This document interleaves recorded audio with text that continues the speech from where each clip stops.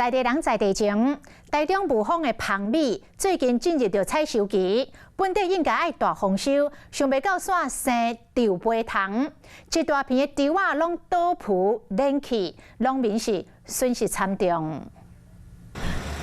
最近是雾峰芳米的收成期，不过未少农友笑袂出来。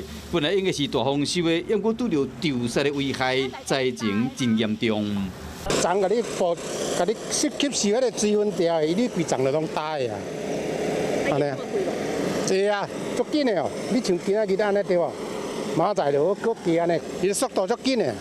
豆虱你拖真紧，规阵集中伫树豆接，一区树完换另外一区。 上严重的损失差不多有60%，减车60%，无在大兴当咧挂拢只要1056斤，即当可能只我早挂起来吼，拢只要9挂呢，拢900斤尔。真侪农友或者豆虱听到，就赶紧抢收，希望讲会当减少损失。